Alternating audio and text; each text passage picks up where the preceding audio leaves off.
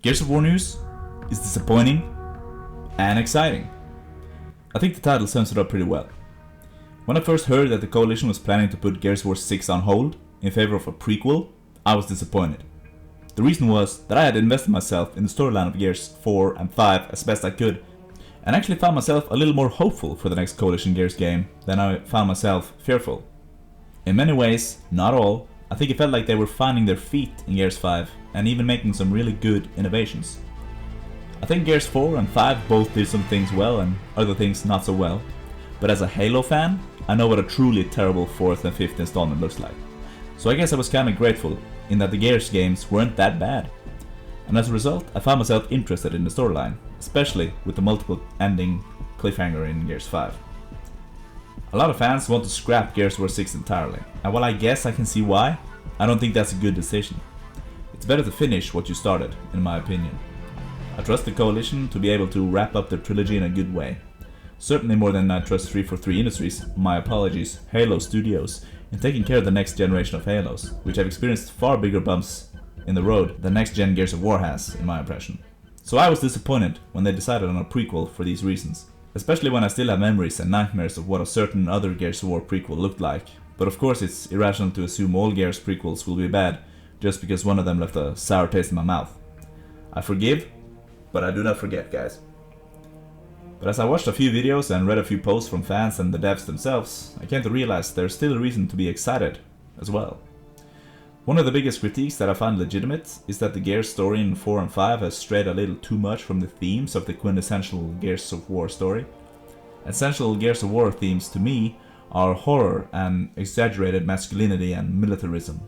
By that I mean, the Gears games were always scary. Think about Gears of 1 Berserkers or Gears of War 2 Sires, for instance. As for the exaggerated masculinity, it's marvelously evident from the ultra-jacked bodybuilders and brotherly dialogue between the characters. The militarism is also very prevalent, that at times the game could perhaps feel like war propaganda, but if you breathe through your nose, take a breath, you see that the game is actually very anti-war, by portraying it brutally, violently, and scary. The original Gears games literally Ya Allah! Literally show your enemies as dehumanized vermin and locusts. Just like how war can make you view the humans on the other side as monsters, which is especially hard-hitting in the Gears universe when the lore makes it clear that humanity had a major role in creating the conflict between the locusts and the humans. Dropping hints and stories of your own military and government's war crimes, genocides, and how the COG are fascists, etc. It's actually incredibly interesting how Mussolini went to Serra to invent fascism before returning to Italy. That or he learned it from the COG and brought it back to Earth. Who knows? Chicken and the egg kind of scenario here, I guess.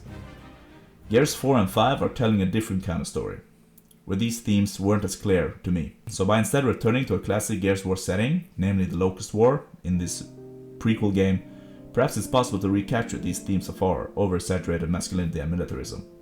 They can even use this as an opportunity to say something meaningful on the nature of war, seeing as new wars with severe escalatory potential keep popping up these last years. I think the Coalition has good control on what makes good gameplay, good mechanics, art style, music and characters for the most part.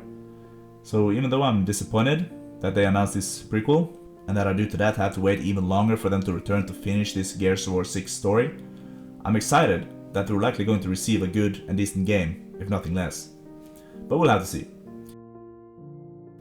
These are at least the reasons why the next Gears of War game is disappointing and exciting.